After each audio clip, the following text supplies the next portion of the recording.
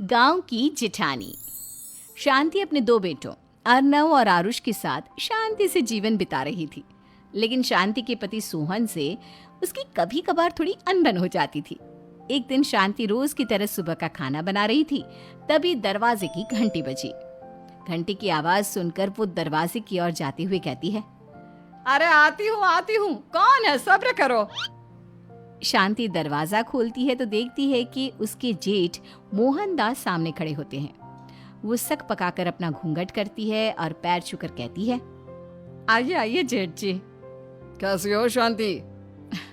जी मैं तो बिल्कुल ठीक हूँ, सब आपकी मेहरबानी है भाई साहब। शांति और मोहनदास की बातें सुनकर शांति का पति सोहन और उसके दोनों बेटे बाहर आ जाते हैं। अरे भैया राम राम, कैसे हो आप? राम राम भाई। अरे शांति, ऐसे खड़ी खड़ी क्या देख रही हो? चाय कॉफी कुछ लेकर आओ, भैया आए हैं। शांति तेजी से रसोई की ओर आगे बढ़ती हुए कहती है, अरे मेरी माँ, गेट खोलने के चक्कर में मेरे तो चावल ही जल गए। वो दौड़ी दौड़ी रसोई में जाती है और देखती है कि सारे चावल जल गए हैं। वो दोबारा चावल बनाने में लग जाती है। इतने में सोहन आवाज लगाता है, अरे शांति, तुम्हारे चावल का रोना खत्म हो गया हो तो चाय ले आओ। जी लाती हूँ अभी। शांति जल्दी जल्दी चाय बनाती है और मोहनदास को चाय देती है। सब एक दूसरे की खैर खबर पूछते हुए चाय पीते हैं। चाय खत्म होती ही मोहनदास शांति की ओर देखते हुए मजाक में कहते हैं, शांति, अब तुम्हारी चाय में दम नहीं रहा, अब हमें चाय बनाने वाली बदलनी पड़ेगी। ये कैसे मुमकिन होगा जेठ जी?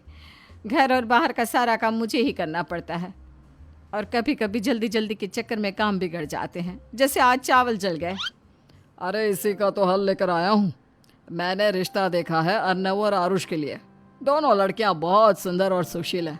अगर आप दोनों इजाज़त दें तो बात करूँ आगे। सोहन और शांति रिश्ते की बात सुनकर कहते हैं, अब ठीक है, बात चलाइए ना भैया, पर पहले लड़की के बारे में कुछ बताइए तो सही। हाँ हाँ भाई साहब, लड़की कैसी है, परिवार कैसा है, कहाँ के रहने वाले हैं?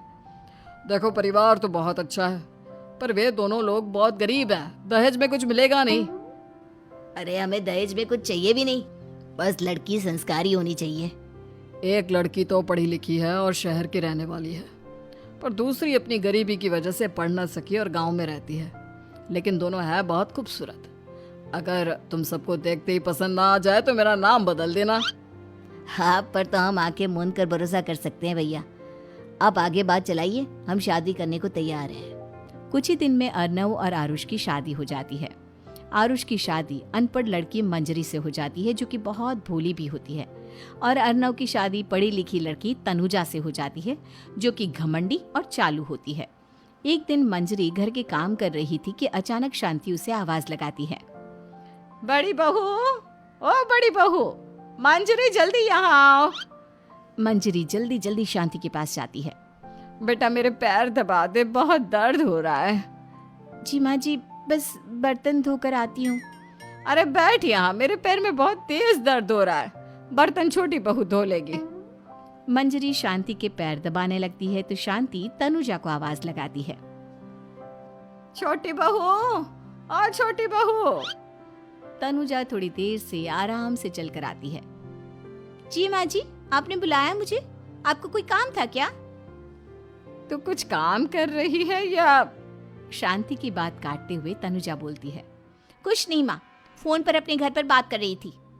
अरे बाद में बात करियो अपने घर वालों से, पहले जाके बर्तन धो ले। तनुजा मुंह बनाते हुए अपनी जिठानी की ओर देखती है और मन ही मन कहती है, ये महारानी वहाँ बैठी है, ये नहीं कि बर्तन धो ले। मैंने इतनी पढ़ाई बर्तन धोने के लिए की थी क्या? तनुजा दांत पीसकर वहां से चली जाती है। अगले दिन सब दफ्तर चले जाते हैं, तभी डाकिया चिट्ठी लाता है। शांति चिट्ठी लेकर मंजरी से कहती है, बड़ी बहू, जरा छोटी बहू को बुलाना, एक चिट्ठी आई है। मेरी तो आंखें कमजोर है तो मुझसे पढ़ा नहीं जाएगा। मंजरी तनुजा के पास जाकर कहती है, तनुजा, तुम्हें माँ जी बुला रही हैं। मुझ पर हुक्म मत चलाओ, काम बताओ काम। अरे मैंने तुम पर कहाँ हुक्म चलाया, और हुक्म चला भी दूंगी तो क्या हुआ? तुम तो मेरी छोटी बहन की तरह हो ना। तुम जैसी अनपढ़, जाहिल और गांव की गवार मेरी बहन नहीं हो सकती। बेचारी मंजरी तनुजा की बात सुनकर अपना सा मुंह लेकर रह गई।